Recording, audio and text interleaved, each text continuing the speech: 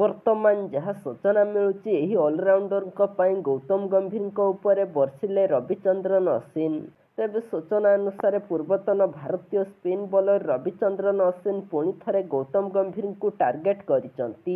ଭାରତ ଏବଂ ଦକ୍ଷିଣ ଆଫ୍ରିକା ମଧ୍ୟରେ ତୃତୀୟ ଏକଦିବସୀୟ ମ୍ୟାଚ୍ ପୂର୍ବରୁ ଅଶ୍ୱିନ୍ କହିଛନ୍ତି ଯେ ଗୌତମ ଗମ୍ଭୀରଙ୍କୁ ନିଶ୍ଚିତ କରିବା ଉଚିତ ଯେ ୱାଶିଂଟନ୍ ସୁନ୍ଦରଙ୍କ ଭୂମିକା ତାଙ୍କ ନିକଟରେ ସ୍ପଷ୍ଟ ଭାବରେ ପହଞ୍ଚାଯାଉ। ସୁନ୍ଦର ଏହି ସିରିଜରେ ବ୍ୟାଟ୍ କିମ୍ବା ବଲ୍ ସହିତ ଭଲ ପ୍ରଦର୍ଶନ କରିନାହାନ୍ତି। ତାଙ୍କୁ ପ୍ରଥମ ଏକଦିବସୀୟରେ 5 ନମ୍ବରରେ ଏବଂ ଦ୍ୱିତୀୟରେ 6 ନମ୍ବରରେ ବ୍ୟାଟିଂ କରିବାକୁ ପଠାଯାଇଥିଲା। ଦକ୍ଷିଣ ଆଫ୍ରିକା ବିପକ୍ଷରେ ପ୍ରଥମ ଦୁଇଟି ଏକଦିବସୀୟ ମ୍ୟାଚ୍ରେ ୱାଶିଂଟନ୍ ସୁନ୍ଦର ଯଥାକ୍ରମେ 13 ଏବଂ 1 ରନ୍ କରିଥିଲେ। ସେ ଗୋଟିଏ ବି ୱିକେଟ୍ ନେଇପାରିନଥିଲେ। ଉଭୟ ମ୍ୟାଚ୍ରେ କେବଳ 7 ଓଭର ବୋଲିଂ କରିଥିଲେ। ପୂର୍ବରୁ ଟେଷ୍ଟ ସିରିଜରେ ସୁନ୍ଦରଙ୍କୁ 3 ନମ୍ବରରେ ବ୍ୟାଟିଂ କରିବାକୁ ପଠାଯାଇଥିଲା, କିନ୍ତୁ ପରବର୍ତ୍ତୀ ମ୍ୟାଚ୍ରେ ତାଙ୍କୁ ପଛକୁ ପଠାଇ ଦିଆଯାଇଥିଲା।